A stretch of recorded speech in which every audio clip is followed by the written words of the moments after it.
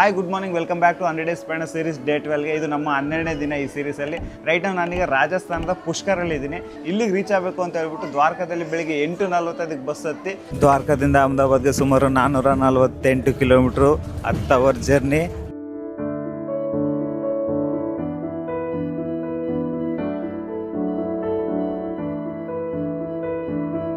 So all right, ನಾವೀಗ ಜಾಮ್ನಗರ್ ಬಿಟ್ಟು ಮಧ್ಯದಲ್ಲೆಲ್ಲ ಊಟಕ್ಕೆ ಸ್ಟಾಪ್ ಕೊಟ್ಟಿದ್ದಾರೆ ಬಸ್ಸು. ಟೈಮು 1:30 ಆಗೈತೆ.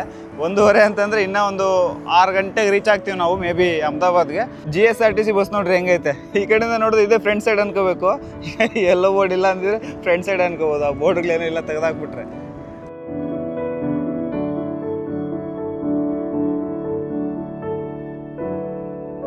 ಟೈಮ್ 10:40 ಆಗಿತ್ತು. ದ್ವಾರಕಾದ ಹೊರಟಿದ್ದು 8:15. ನಾನು ಇಲ್ಲಿಗೆ ರೀಚ್ ಆಗಿರೋದು ಅಹಮದಾಬಾದ್ಗೆ 10:39, ಅಂದರೆ 10:30 ಅನ್ಕೊಳ್ರಿ. 14 ಅವರು ನಾನು ಈ ಸೀಟಲ್ಲೇ ಕುತ್ಕೊಂಡು ಬಂದಿದ್ದೀನಿ. ಅಂದರೆ ನಾನು ಇಮೇಜನ್ನು ಮಾಡ್ಕೊಂಡಿಲ್ಲ, ಎಲ್ಲೋ ಒಂದು 5-6 ಗಂಟೆಗೆ ರೀಚ್ ಆಗ್ತೀನಿ ನಾನು ಅಂದ್ಕೊಂಡೆ. ಬಟ್ 14 ಅವರು ಕುತ್ಕೊಂತೀನಿ ಅಂತ ಯಪ್ಪ. ಈಗ ಮತ್ತೆ ಇಲ್ಲಿಂದ ಹಿಡಿದು ಬೇರೆ ಪ್ಲೇಸ್ಗೆ ಹೋಗ್ಬೇಕು. ಟ್ರಾಫಿಕ್ ಬೇರೆ, ಫುಲ್ಲು ಮಳೆ, ಎಲ್ಲ ಕಡೆ ಗಣೇಶನ ಸಾಕಾಗ್ತಾವ್ರೆ. ಈಗ ಸ್ಟಾರ್ಟ್ ಆಯಿತು. ಇಲ್ಲೇ ಒಂದು 10 ನಿಮಿಷ ನಿಲ್ಲಿಸಿತ್ತು.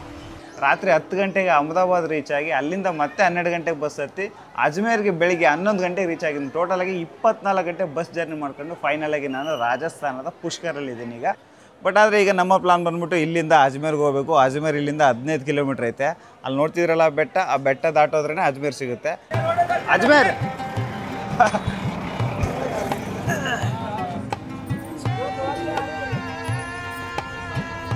ಬಸ್ ಆಲ್ರೆಡಿ ಹೋಗ್ತಾ ಇತ್ತು. ಜಸ್ಟ್ 5 ನಿಮಿಷದಲ್ಲಿ ಮೂವ್ ಆಗ್ಬಿಡೋದು, ಇಲ್ಲಾಂದರೆ ಟ್ರೈನ್ ಹೋಗ್ಬೇಕಿತ್ತು.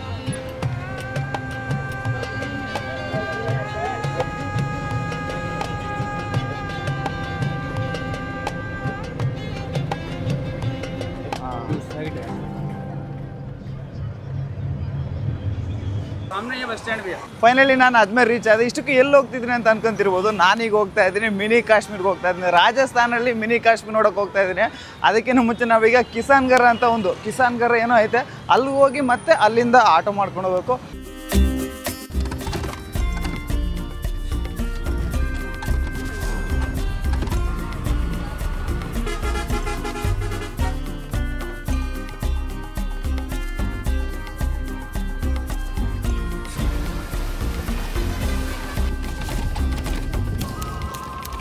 ಅಜ್ಮೇರಿಂದ ಬಸ್ಸಲ್ಲಿ ಜಸ್ಟ್ 1 ಅವರಲ್ಲಿ ನಾನು ಕಿಸಾನ್ಗಢ್ ರೀಚ್ ಆದೆ. ಅಲ್ಲಿಂದ ಆಟೋ ಮಾತಾಡ್ಕೊಂಡು ಫೈನಲಾಗಿ ನಾನು ಈಗ ರಾಜಸ್ಥಾನದ ಮಿನಿ ಕಾಶ್ಮೀರ್ ಅನ್ನೋ ಜಾಗಕ್ಕೆ ಬಂದಿದ್ದೀನಿ.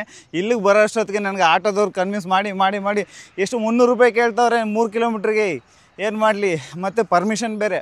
ಆಟೋ ತೊಗೊಂಬಂದರೆ ಒಳಗಡೆ ಪರ್ಮಿಷನ್ ಬೇಕು, ಮತ್ತು ವಿತ್ ಪಾರ್ಕಿಂಗು ನಾವೇ ಪೇ ಮಾಡಬೇಕಂತೆ. ಸೊ ಅದಕ್ಕೆ ನಾನಿಲ್ಲ, ನೀನು ನನ್ನಲ್ಲಿ ಗೇಟಲ್ಲಿ ಬಿಟ್ಬಿಡು, ನಾನು ಆರಾಮಾಗಿ ನಡ್ಕೊಂಡು ಹೋಗ್ತೀನಿ ಅಂತ ಹೇಳ್ಬಿಟ್ಟು ನಡ್ಕೊಂಡು ಹೋಗ್ತಾ ಇದ್ದೀನಿ. ಸುಮಾರು ಒಂದು 2-3 ಅವರ್ ಜರ್ನಿ ಮಾಡ್ಕೊಂಡು ಫೈನಲಾಗಿ ನಾನು ರೀಚ್ ಆಗಿದ್ದೀನಿ ರಾಜಸ್ಥಾನ ಕಿಸಾನ್ಗಢ್ನ ಸ್ನೋ ಯಾರ್ಡ್ಗೆ.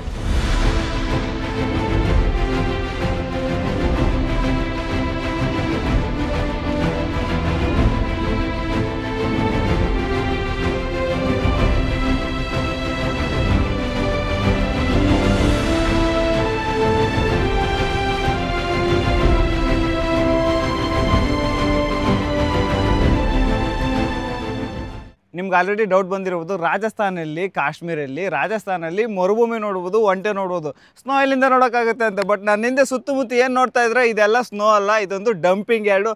ಅಂತಂದರೆ ಮಾರ್ಬಲ್ನ ವೇಸ್ಟೇಜ್ನ ತಗೊಬಂದು ಇಲ್ಲಿ ಡಂಪ್ ಮಾಡಿ ಇದನ್ನು ಒಂದು ಸ್ನೋ ಯಾರ್ಡ್ ಮಾಡಾಕಿದ್ದಾರೆ.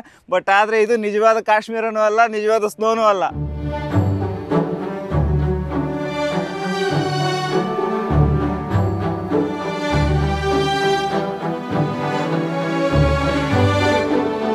ಏನು ಸಾಕೈತೆ, ನೀರು ಕಲರ್ ನೋಡ್ರಿ ಹೆಂಗೈತೆ. ಹಬ್ಬ ನೋಡಿದ್ರೆ ಈಜಾಡಬೇಕು ಅನಿಸುತ್ತೆ, ನೀರು ಕುಡಿಬೇಕು ಅನಿಸುತ್ತೆ. ಬಟ್ ಆದರೆ ನೀರು ಕುಡಿಯೋಂಗಿಲ್ಲ ಇವು. ಇದರೊಳಗಡೆ ಇಳಿದು ಈಜಾಡೋಂಗೂ ಇಲ್ಲ, ಯಾಕಂತಂದರೆ ಅಷ್ಟು ಡೇಂಜರು. ಇವು ಕೆಮಿಕಲ್ ವಾಟರ್ ಅಂತ ಹೇಳ್ತಾರೆ. ಯಾಕಂತಂದರೆ ಇಲ್ಲಿ ಇವರು ಮಾರ್ಬಲ್ನ ಕಟ್ ಮಾಡಿ ತಗೊಂಬಂದು ಇಲ್ಲಿ ಹಾಕಿರ್ತಾರೆ. ಇದು ಕೆಮಿಕಲ್ ಎಲ್ಲ ಫಾರ್ಮ್ ಆಗಿರುತ್ತೆ, ಯಾರು ಈಜಾಡಕ್ಕೆ ಬಿಡೋದಿಲ್ಲ. ಓನ್ಲಿ ಫೋಟೋ ಶೂಟ್ ಮಾಡ್ಕೊಳ್ಳೋರು ಬರ್ತಾರಷ್ಟೇ. ನನ್ನ ಮುಂದೆ ಒಂದು ದೊಡ್ಡ ಬೆಟ್ಟ ಐತಲ್ಲ, ಇದು ಕೂಡ ಮಾರ್ಬಲ್ ಪೌಡ್ರಿಂದ ಮಾಡಿರೋ ಒಂದು ಬೆಟ್ಟ ಇದು. ಅದ್ರ ಪಕ್ಕದಲ್ಲೆಲ್ಲ ನೀರು ಇರುತ್ತೆ. ಇದು ಮಳೆ ಬಂದಾಗ ಫಿಲ್ ಆಗಿರೋ ವಾಟ್ರು. ಬಟ್ ಆದರೆ ಹತ್ರ ಹೋದ್ರೆ ಗೊತ್ತಾಗುತ್ತೆ ಇದು ನಿಜವಾದ ಬಂಡವಾಳ. ಇದೆಲ್ಲ ಪುಡಿ ಅಂತ. ನಾನೀಗ ಈ ಕಡೆಯಿಂದ ಆ ಕಡೆ ಹೋಗೋದೇ ದೊಡ್ಡ ಟಾಸ್ಕು. ಯಾಕಂತಂದರೆ ಕಾಲು ಏನಾನ ಸ್ವಲ್ಪ ಮುಂದೆ ಇಟ್ಟರೆ ಶೂ ಫುಲ್ ಗಲೀಜಾಗೋಗ್ಬಿಡುತ್ತೆ, ಕಾಲೇ ಒಳಗಡೆ ಹೊರಟೋಗ್ಬಿಡುತ್ತೆ. ಅದಕ್ಕೆ ನೋಡ್ಕೊಂಡು ಹೋಗ್ಬೇಕು. ಇಲ್ಲಿ ಯಾರೋ ಆಟ ಹಾಕ್ಬಿಟ್ಟವ್ರು, ಆಟನೇ ತುಳಿದ್ಬಿಟ್ಟವ್ರು ಪಾಪ. ಎಲ್ಲಿ ಕಾಲಿಟ್ರೆ ಎಲ್ಲಿ ಒಳಗಡೆ ಹೊರಟೋಗುತ್ತೋ ಭಯ ಆಗ್ತೈತೆ. ಮಳೆ ಬಂದಿರೋದಕ್ಕೆ ಹಿಂಗೆ, ಮಳೆ ಬರಲ್ಲ ಅಂದರೆ ಫುಲ್ ಗಟ್ಟಿಯಾಗಿರುತ್ತೆ ಇದೆಲ್ಲ.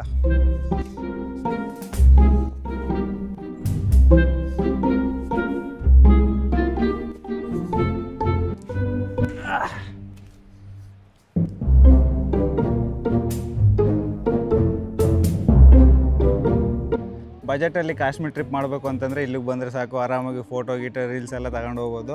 ಇಲ್ಲಿ ತುಂಬ ಫಿಲಮ್ಸ್ ಕೂಡ ಶೂಟ್ ಆಗಿದ್ದಾವೆ, ತುಂಬ ಆಲ್ಬಮ್ ಸಾಂಗ್ಸ್ ಕೂಡ ಶೂಟ್ ಆಗಿದೆ. ಅಂದರೆ ಸಖತ್ತಾಗಿರುತ್ತೆ. ನೋಡಿದ್ರೆ ಯಾರನ್ನ ದೂರದಿಂದ ಓ ಪಕ್ಕ ಯಾವುದೋ ಕಾಶ್ಮೀರಲ್ಲೇ ಶೂಟ್ ಮಾಡೋರೆ ಅನ್ಕೋಬೇಕು. ಬಟ್ ಅದು ಸ್ವಲ್ಪ ಅಲ್ಲಿ ಹಿಂದೆ ಕಾಣಿಸೋದಿಲ್ಲ ಗಿಡ, ಮುಳ್ಳಿನ ಗಿಡ. ಕಾಶ್ಮೀರದಲ್ಲಿ ಮುಳ್ಳಿನ ಗಿಡ ಎಲ್ಲಿದೆ ಅಂತ ಶಾಕ್ ಆಗ್ತಾರೆ. ಬಟ್ ಈ ಕಡೆ ಬಂದರೆ ಮಾತ್ರ ಹಂಗೆ ಅನಿಸುತ್ತೆ, ನಿಜವಾದ ಕಾಶ್ಮೀರ ಫೀಲ್ ಬರುತ್ತೆ ಇಲ್ಲಿ. ಇಲ್ಲಿ ಸುತ್ತಮುತ್ತ ಮಾರ್ಬಲ್ ಇಂಡಸ್ಟ್ರಿಯಲ್ ಏರಿಯಾ ಇರೋದ್ರಿಂದ ಅಲ್ಲಿಂದ ತಂದಿರೋ ಪೌಡ್ರನ್ನ ಇಲ್ಲಿ ತಂದು ಡಂಪ್ ಮಾಡ್ತಾರೆ. ಡಂಪ್ ಮಾಡಿದಾಗ ಆ ಥರದ ಬೆಟ್ಟಗಳು ಕ್ರಿಯೇಟ್ ಆಗ್ತವೆ. ಸೊ ಆ ಬೆಟ್ಟಗಳು ನೋಡೋದಕ್ಕೆ ಒಂಥರ ಸೇಮ್ ಸ್ನೋ ಮೌಂಟೇನ್ ಥರ ಇರುತ್ತೆ. ಅದಕ್ಕೋಸ್ಕರ ತುಂಬ ಜನ ಬಂದು ಇಲ್ಲಿ ಫೋಟೋಸ್ ಎಲ್ಲ ತಕ್ಕಂತ ಇರ್ತಾರೆ. ಬಟ್ ಹೈಲೈಟ್ ಅಂತಂದರೆ ನನಗೆ ಈ ನೀರು ತುಂಬ ಇಷ್ಟ. ಅದು ನೋಡಿದ್ರೆ ನಿಜವಾಗ್ಲೂ ಯಾರಾದರೂ ಕಲರ್ ಮಿಕ್ಸ್ ಮಾಡೋರೇನೋ ಅನಿಸುತ್ತೆ. ಬಟ್ ಕಲರ್ ಮಿಕ್ಸ್ ಮಾಡಿಲ್ಲ. ಬಟ್ ತುಂಬ ಕ್ಲಿಯರಾಗಿದ್ದಾವೆ ನೀರು, ಮಾತ್ರ ಸಖತ್ತಾಗಿದ್ದಾವೆ. ವಾವ್.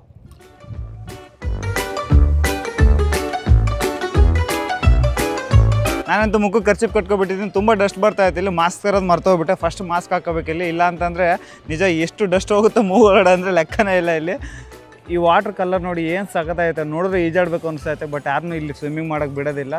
ಪ್ರಾಬಿಟೆಡ್ ಏರಿಯಾ ಇದು. ಏನಿದ್ರು ಫೋಟೋಸ್ ಏನಾದ್ರು ತಗೋಬೇಕಷ್ಟೇ. ಓಹೋ ಅಲ್ಲಿ ನೋಡ್ರಿ, ಅಲ್ಲಿ ಎಲ್ಲಿ ಫೋಟೋಶೂಟ್ ನಡೀತಾ ಐತೆ. ಅಣ್ಣ ಹುಷಾರು ಬಿದ್ದರೆ.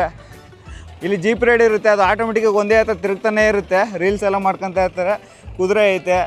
ಮತ್ತು ಒಂದೊಂದು ಪ್ಲೇಸ್ ಹತ್ರ ಕಲ್ಲುಗಳು ಇಟ್ಟಿರ್ತಾರೆ. ಅಲ್ಲಿ ನೋಡ್ತಿದ್ರಲ್ಲ ಕಲ್ಲುಗಳು, ಫೋಟೋಶೂಟ್ಗೆ ಯೂಸ್ ಆಗುತ್ತೆ ಅಂತ ಹೇಳ್ಬಿಟ್ಟು ತುಂಬ ಕಡೆ ಆ ಥರ ಕಲ್ಲುಗಳನ್ನೆಲ್ಲ ಇಟ್ಟಿದ್ದಾರೆ. ಇದೇನು ಹಿಂಗೈತಿದು, ಒಳ್ಳೆ ಯಾವುದೋ ಬೇರೆ ಪ್ಲಾನೆಟಿಗೆ ಬಂದಂಗೆ ಐತೆ ನನಗೆ. ಓ ಬಿದ್ದರೆ ಮುಗಿತು ಕತೆ. ವಾವ್. ಇಲ್ಲಿಂದ ನೋಡ್ರಿ ವ್ಯೂ ಹೆಂಗೈತೆ. ಪಬ್ಬ ಏನಿದು ವಾಟರ್ ಕಲರ್ ಹಿಂಗೈತೆ. ಯಪ್ಪ ಯಪ್ಪ ಯಪ್ಪ. ತುಂಬ ಡೇಂಜರ್ ಇಲ್ಲಿ ನಿಂತ್ಕೊಳ್ಳೋದು. ಯಾಕಂದರೆ ಫುಲ್ ಮಳೆ ಬಂದು ವೆಟ್ಟಾಗಿರೋದ್ರಿಂದ ಬಿದ್ದರೂ ಆಶ್ಚರ್ಯ ಇಲ್ಲ ಇಲ್ಲಿ. ಬೇಕೋ ಪರ. ಆಲ್ ರೈಟ್, ನಾನು ಇಲ್ಲಿಂದ ಹೊಡೆದಿದ್ದೀನಿ. ಚೆನ್ನಾಗಿತ್ತು ನಿಜ. ಫೋಟೋ ಶೂಟ್ ಮಾಡ್ಕೊಳ್ಳೋರಿಗೆ, ಪ್ರೀ ವೆಡ್ಡಿಂಗ್ ಶೂಟ್ ಮಾಡ್ಕೊಳ್ಳೋರಿಗೆ ಒಳ್ಳೆ ಪ್ಲೇಸ್ ಅಂತ ಹೇಳ್ಬೋದು. ಅಲ್ಲಿ ಪ್ರೀ ವೆಡ್ಡಿಂಗ್ ಶೂಟ್ ಕೂಡ ನಡೀತಾ ಇತ್ತು. ಇಲ್ಲಿ ರೋಡ್ ಸೈಡಲ್ಲಿ ನೋಡ್ಬೋದು, ಇಲ್ಲಿ ಮಾರ್ಬಲ್ ಇದೆ. ಇದನ್ನು ಕಟ್ ಮಾಡಿದಾಗ ಆ ಪುಡಿ ಬರುತ್ತಲ್ಲ, ಆ ಪುಡಿನ ಎಷ್ಟೋ ವರ್ಷಗಳಿಂದ ಅಲ್ಲಿ ಡಂಪ್ ಮಾಡಿರೋದಕ್ಕೆ ದೂರಿಂದ ನೋಡಿದ್ರೆ ಓ ಸೂಪರ್ ಆಗೈತೆ, ಯಾವುದೋ ಸ್ನೋ ಅಂತ ಅನ್ಕೋಬೋದು. ಬಟ್ ಆದರೆ ಅದು ಧೂಳಿನ ಪುಡಿ, ಮಾರ್ಬಲ್ ಪುಡಿ ಅಂತ ಹೇಳ್ತಾರಲ್ಲ ಅದು. ಇನ್ನು ಈ ಏರಿಯಾ ಬಿಟ್ಟೋಗೋರ್ಗೂ ಖರ್ಚಿಪ್ ತೆಗಿಯೋಕ್ಕಾಗಲ್ಲ. ಯಾಕಂತಂದರೆ ಫುಲ್ ಗಾಡಿ ಓಡಾಡ್ತಿರ್ತವೆ, ಆ ಡಸ್ಟೆಲ್ಲ ಒಂದು ಮೂಗಲ್ಲಿ ಬೀಳ್ತಾ ಇರುತ್ತೆ. ಸೊ ನಾನು ಮಾಸ್ಕ್ ತರೋದು ಕೂಡ ಮರ್ತೋದೆ. ಬಟ್ ಓಕೆ, ಹೆಂಗೋ ಖರ್ಚಿಪ್ ಆಯ್ತಲ್ಲ ಸ್ವಲ್ಪ ಸೇಫ್ಟಿಗೆ. Okay, thanks for visit Kishangarh marble association. ಇವರು ಒಂದು ಡಂಪಿಂಗ್ ಯಾರ್ಡ್ನ ಟೂರಿಸ್ಟ್ ಪ್ಲೇಸ್ ಮಾಡಿದ್ರಲ್ಲ, ಅದಕ್ಕೆ ಒಪ್ಕೋಬೇಕು. ಗ್ರೇಟ್. आपका नाम? मुकेश. मुकेश ब्रो ಅಂತ ಲಿಫ್ಟ್ ಕೊಟ್ಟಿದ್ದಾರೆ ಪಾಪ. ನಡ್ಕೊಂಡು ಬರ್ತಾ ಇದ್ದೆ. ಬೋಟ್ ಡಸ್ಟ್ ಇದೆ ಏನಾ. ಖರ್ಚಿಪಿಲ್ಲ ಅಂದ್ರೆ ನನ್ನ ಕತೆ ಬೇಡ ಇವತ್ತು.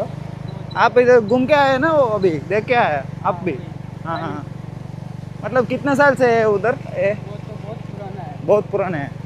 ತುಂಬ ವರ್ಷಗಳಿಂದ ಐತಂತದು. ಈಗಿಂದೇನಲ್ಲ, ಎಷ್ಟೋ ವರ್ಷಗಳಿಂದ ಡಂಪ್ ಮಾಡಿರೋದ್ರಿಂದ ಅದು ಈಗ ಹಾಗೆ ಬೆಟ್ಟಗಳ ಥರ ಕಾಣಿಸ್ತಾ ಇರುತ್ತೆ ನೋಡಿ. ಇಲ್ಲೆಲ್ಲ ಫುಲ್ ಇಂಡಸ್ಟ್ರಿಯಲ್ ಏರಿಯಾ ಇದೆಲ್ಲ. Thank you so much. Bye bye. ನನ್ನಿಂದ ನೋಡ್ತಿರಲ್ಲ ಕಂಪ್ಲೀಟಾಗಿ ಇದೆಲ್ಲ ಇಂಡಸ್ಟ್ರಿಯಲ್ ಏರಿಯಾನೇ. ಎಲ್ಲ ಮಾರ್ಬಲ್ ಕಂಪ್ನಿಗಳೇ ನೋಡಿ. ಅಲ್ಲಿ ಯಾವುದೋ ಶ್ರೀನಾಥ್ ಮಾರ್ಬಲ್ ಕಂಪ್ನಿ ಅಂತ ಎಷ್ಟು ದೊಡ್ಡ ದೊಡ್ಡ ಕಂಪ್ನಿಗಳು ಮಾಡ್ಕೊಂಡವ್ರೆ. ಲಾರಿಗಳು ಹೋಗ್ತಾನೆ ಇರ್ತವೆ ನೋಡಿ. ಎಲ್ಲಿಂದ ಬರ್ತಾವೆ ಇವು? ರಾಜಸ್ಥಾನಲ್ಲಿರೋ ಬೆಟ್ಟಗಳನ್ನ ಕೊರೆದು ಇವರು ಮಾರ್ಬಲ್ ಮಾಡ್ತಾ ಇದ್ದಾರೆ. Stop stop stop. Bus stop. Bus stop जाएगा. Bus stop bus stop. हाँ कौन सा बस स्टॉप? मैं अजमेर जाना है. अजमेर जाना? हाँ. कितना? 50. क्यों? कम से कम बता रहा हूँ. 100-150 कम नहीं है. पीछे बैठ जाओ यार, चालान करेंगे यार. ठीक है ठीक है. ಬಿಡಿ ಸೇತಾವನ ಅಣ್ಣ ಬೇರೆ ಫೈನ್ ಹಾಕ್ತಾರೆ ಅಂತ ಹೇಳ್ತಾರೆ. ಆರಾಮಾಗಿ ಇಲ್ಲೇ ಕೂತ್ಕೊಂಡ್ಬಿಡ್ತೀನಿ. ಹೋಗ್ಬೇಕಾದ್ರೆ 150 ರೂಪಾಯಿ ಕೊಟ್ಟು ಹೋಗಿದ್ದೆ. ಈಗ 50 ರೂಪಾಯಿ ಕೊಟ್ಟು ಹೋಗ್ತಾ ಇದ್ದೀನಿ. ಯಾಕಂತಂದರೆ ಡಿಸ್ಟೆನ್ಸ್ ಕಮ್ಮಿನೇ. ಹೆಂಗೋ ಲಿಫ್ಟ್ ಸಿಕ್ತಲ್ಲ.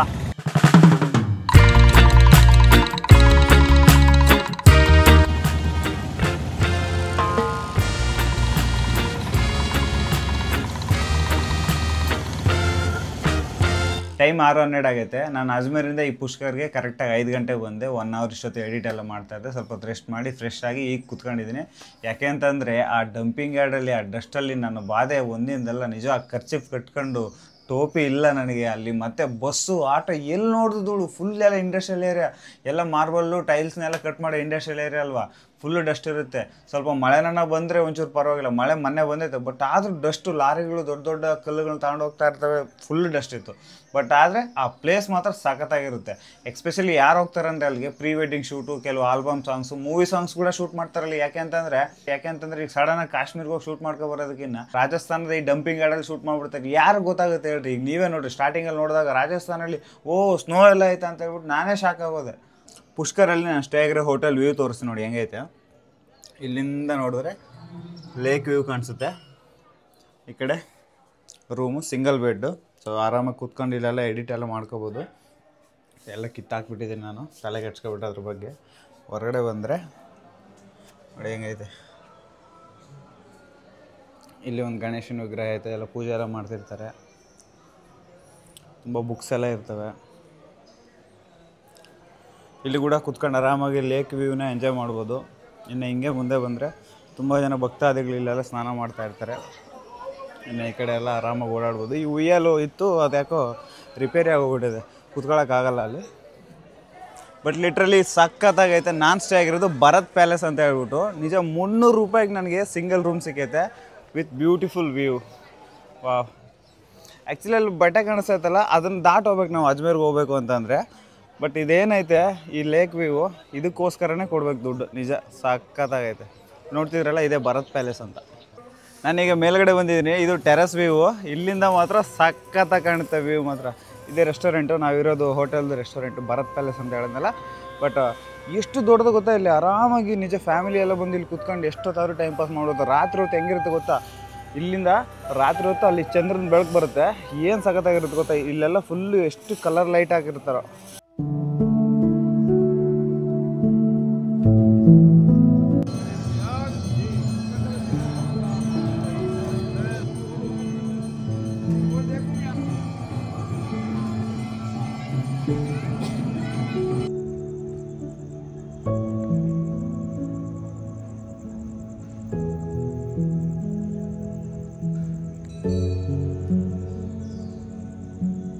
ರಾತ್ರಿ ಹೊತ್ತು ಈ ಪುಷ್ಕರ್ ಲೇಕ್ ನೋಡೋದಕ್ಕೆ ಸಖತ್ತಾಗಿರುತ್ತೆ. ನನ್ನಿಂದ ನೋಡಿ ನೀರಲ್ಲಿ ಎಷ್ಟು ಚೆನ್ನಾಗಿ ಚಂದ್ರ ಬಿಂಬ ಕಾಣಿಸ್ತಾ ಐತೆ ಅಂತಂದರೆ.